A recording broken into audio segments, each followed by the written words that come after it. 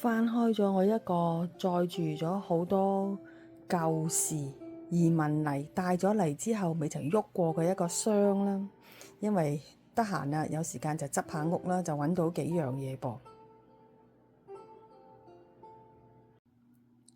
呢一個咧係空郵信封，即係話呢封信咧係會坐飛機咧飛去佢要到嘅目的地，就唔係話用其他方法。我諗其他方法可能係坐船啊咁啦，因為如果係寄平郵咧，個郵費係平啲嘅；寄呢一個空郵咧，個郵費係貴啲嘅。咁呢個係95年嘅時候啦，用9毫紙加幣就可以用寄呢個空郵，即係好快脆就會寄到翻去香港噶啦。咁而空郵嘅信封咧就有呢啲紋嘅，普通嘅信封咧就係白色嘅，或者係其他顏色啦嚇，一般都係白色啦。見到呢種信封啦，咁就會收空郵嘅郵費，咁同埋咧就會知道呢封信係要坐飛機嘅。揾到嘅第一樣咧就係呢一個啦 Fortinos 啦，呢一個袋咧就係入住一啲照片嘅。當時嘅超級市場咧係有曬相嘅服務噶，咁曬好嘅相就會入喺呢一個套入邊，前邊咧就會係擠菲林嘅。咁根據我喺呢一個 folder 入邊嘅菲林咧睇到嘅，就應該係30年前啦，阿女出世嗰段 BB 時間嘅菲林嚟嘅。咁即係話呢一堆呢一個曬相服務同埋呢一個嘅紙袋啦嚇，咁就已經係有30年左右啦，冇30都29噶啦。因為菲林係阿女1歲時候嗰啲相片嚟嘅，相片就喺相簿啦，而家係得翻啲菲林啫。呢個位置就係應該係擠相，呢度前面咧就係菲林，呢度仲有啲係冇膠套嘅。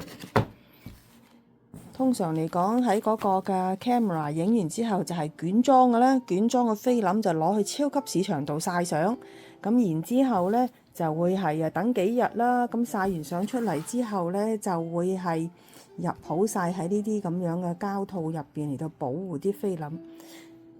然後咧就會有照片，有唔同 size 嘅照片可以揀啦。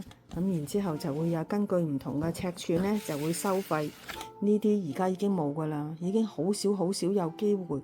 雖然話係近呢幾年又好似話興翻咧用菲林嚟到影相，係真正嘅菲林啊呢啲啊。咁但係咧就我諗要揾到地方曬相都係一個好艱難啊，係嗰啲特別喜好呢一種懷舊攝影嘅人先至知訂噶啦。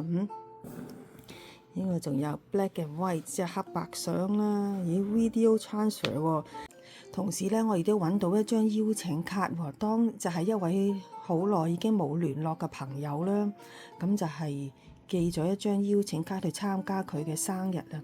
呢一張邀請卡嘅時間呢，就係1984年啊，係宏福苑啊。而家已經好耐冇聯絡，唔知道大火之後佢嘅情形係點樣呢？祝願我呢位好耐冇見嘅朋友同埋佢嘅屋企人呢，一切都平安啦。再睇下呢一封係家書，係一位親家就係我嘅老爺啦，就係寫嘅一封信呢，係俾我嘅爸爸。呢啲係真係好上一代。佢寫嘅中文字我係識嘅，但係嗰啲意思咧就真係太過咬文嚼字啦。仲有鞠躬2個字嘅，好禮貌㗎，即係上一代嘅人啦。我老爺咧今年都應該係冥壽啦，90幾㗎啦。中文字係由右邊寫向左邊，由上而下